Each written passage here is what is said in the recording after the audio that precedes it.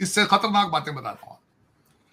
H1B visa जो है, अच्छा कृष्णान को कौन लाने वाले थे? वो पेपैल वाले हैं जिन्होंने पेपैल बनाया था, उनके साथ वो काम करते रहे, वही उन्होंने कहा है कि he is the most qualified person. आज कितने पाकिस्तानी हैं जो वहां पर पहुंचते हैं H1B वीजा के चक्कर में? वेरी फ्यू, ना होने के बराबर।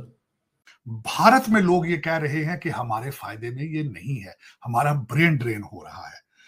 सिर्फ 2015 के मुताबिक अगर देखा जाए तो इसमें $1.3 बिलियन का लॉस ब्रेन ड्रेन के जरिए हुआ है।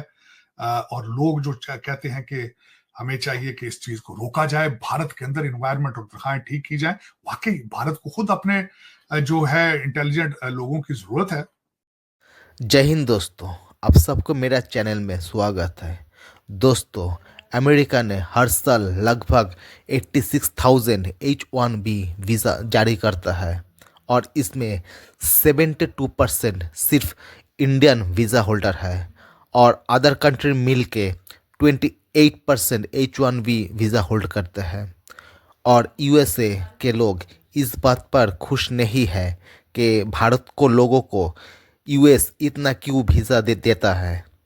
दोस्तों, ये भारत के लिए बहुत खुशी की बात है, मगर कहीं ना कहीं दुख की बात भी है। भारत से ब्रेन ड्रेन हो रहा है। तो चलिए दोस्तों, देखते हैं आगे क्या होता है। के बाद आज डोनाल्ड ट्रंप साहब ने भी ट्वीट कर दिया है कि मेरी अपनी कंपनी के अंदर कई लोग जो हैं वो H1B वीजे पर हैं और इट्स अ गुड प्रोग्राम। अच्छा, जब आपने इलॉन मस्क की जिक्र किया है, 4 बड़ी पर्सनैलिटी हैं जो कि खुद H1 वीजे के बेनिफिशियरी हैं, जिसमें इलॉन मस्क भी हैं। इलॉन मस्क खुद साउथ अफ्रीका से कनाडा गए और कनाडा से H1B वीजे पर अमेरिका आए। दूसरा नंबर जो था वो सुंदर पिचाई है, जो कि इस वक्त गूगल के हेड हैं, वो भी H1B वीजे पर आए।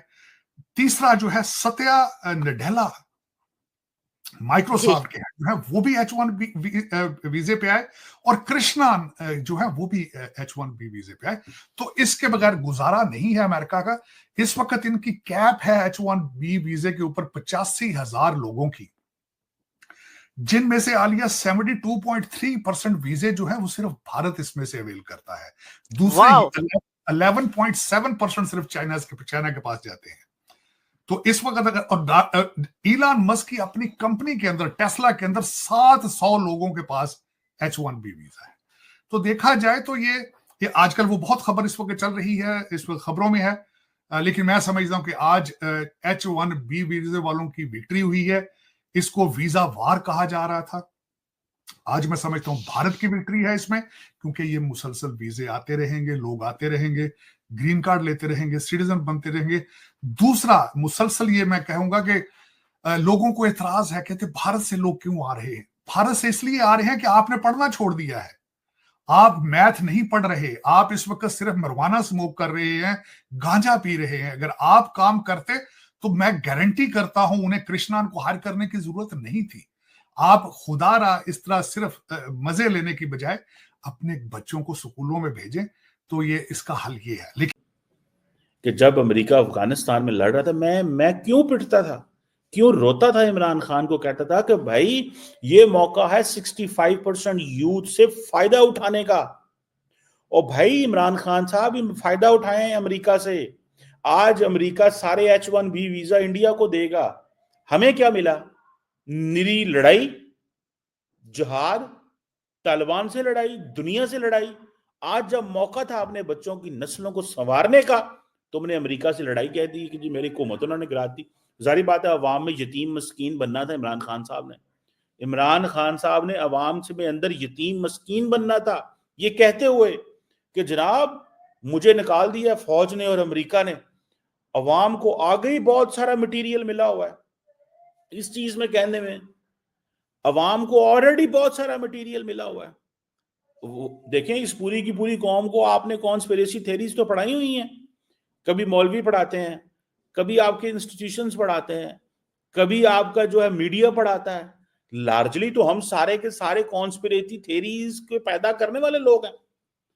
तो जब वो सारी की सारी कॉन्स्पिरेसी थ्योरी लोगों के दिमागों में आ गई थी, अदारों का, इंस्टीट्यूशंस का, पॉलिटिक्स में जो किरदार है उसके ऊपर डिस्कशंस तो ऑलरेडी हो रही थी।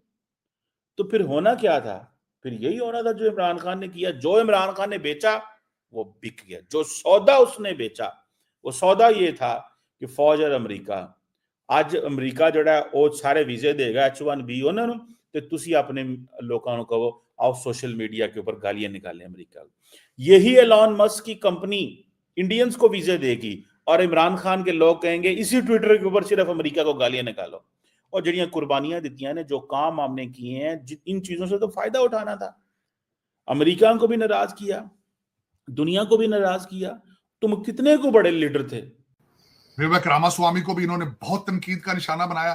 एक कांग्रेसमैन है श्री थानेदार, उनको भी तनकीद का निशाना बनाया कि तुम्हारे जी इंडिया में फ्लशेबल टॉयलेट नहीं है, भाई तुम्हारा उसके साथ लेना देना क्या है। फिर इसके बाद रिलीजन की तरफ ले गए, कहते हैं पेगन रिलीजन, आप पेगन गॉड्स को यहाँ प्रमोट करोगे तो क्या तुम्हारा रिलीजन जी है। आज टेपे चला रहे हैं यहाँ पे कि विवेक रामास्वामी को एक सवाल कर रहा है कि तुम्हारा रिलीजन अमेरिका के जो अमेरिकन उसके साथ अलाइन नहीं है। यार किसने बताया कि रिलीजन यहाँ जरूरी है? यहाँ कंट्री तुम्हारे पासपोर्ट के ऊपर तो रिलीजन का खाना ही नहीं है। चले आगे चलते हैं। इस वक्त इनकी कैंपेन का सबसे बड़ा पिलर कौन था? इलान मस्क था। वो खुद H1B वीजे पे आया था। वो साउथ अफ्रीका से भाईजान गए कनाडा, कनाडा से यहाँ है। दूसरा अमेरिका चलाने वाले गूगल वाले भाईजान है सुरेंद्र पिचाई।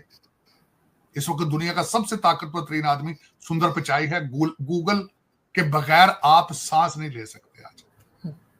वो भाईजान खुद H1B वीजे पर आए थे। दूसरा सेकंड जो इस वक्त मैं उनको खैर ताकतवर तो नहीं मानूंगा, माइक्रोसॉफ्ट वाले सत्या नडेला है, वो भी H1B वीजे पर आए थे।